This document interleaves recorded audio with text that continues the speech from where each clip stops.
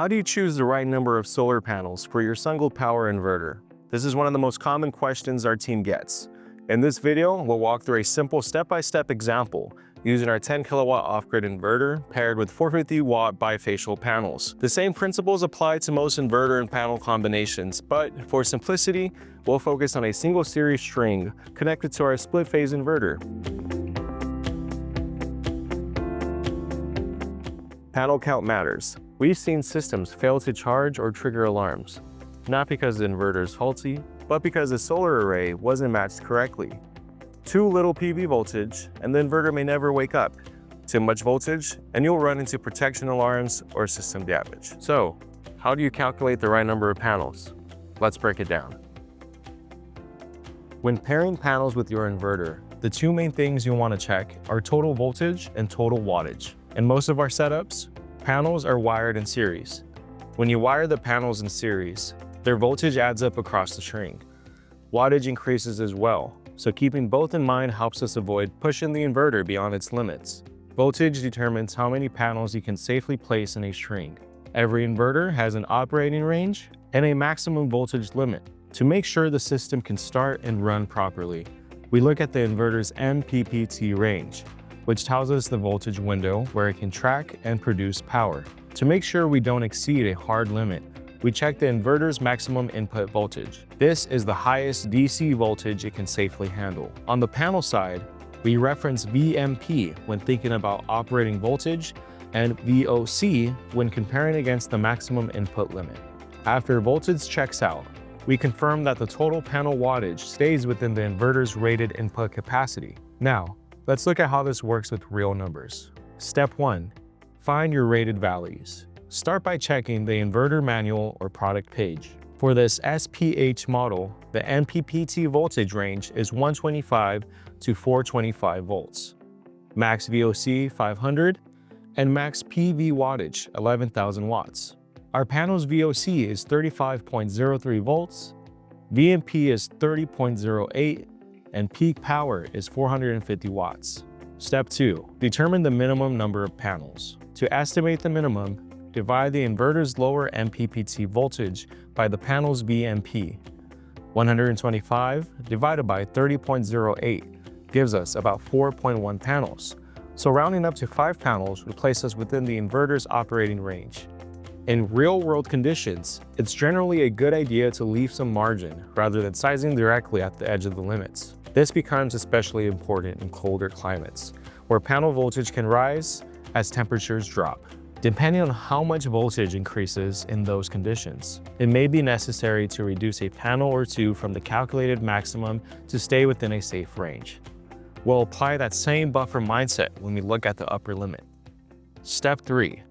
Calculate the maximum number of panels. Now, divide the inverter's maximum MPPT voltage, 425 volts, by the panel's VMP. 425 divided by the panel VMP gives us about 14.12 panels. So we round down to 14. Next, we confirm that 14 panels won't exceed the inverter's maximum input voltage. Using the panel VOC of 35.03 volts multiplied by 14 panels gives us about 490 volts, which stays under the 500 volt limit.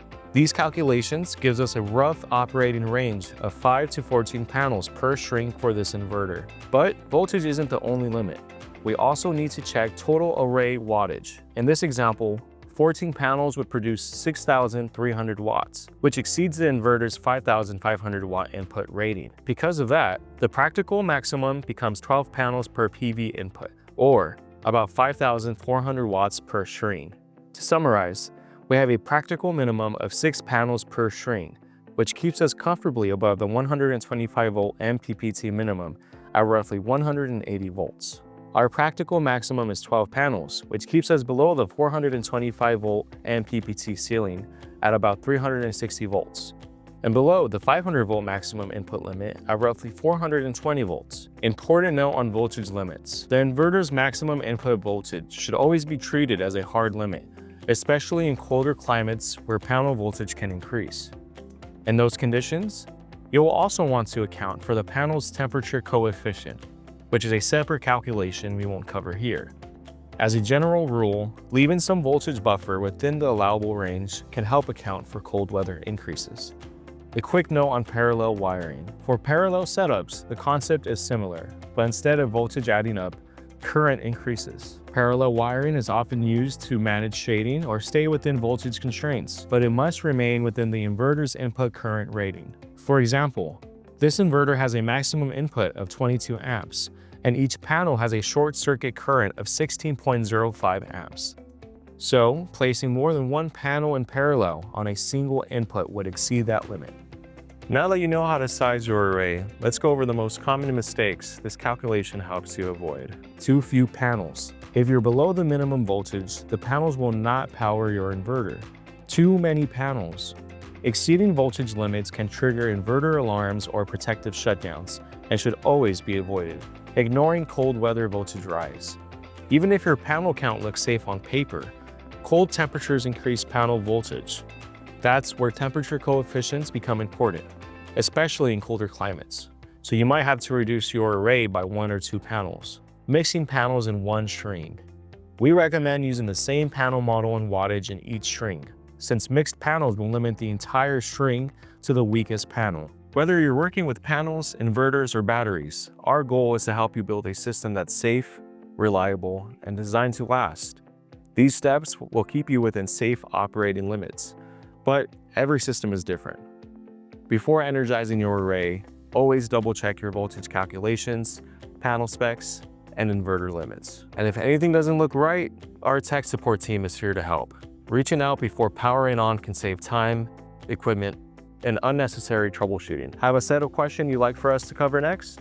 Drop it in the comments and subscribe for more practical solar guidance from SunGoldPower.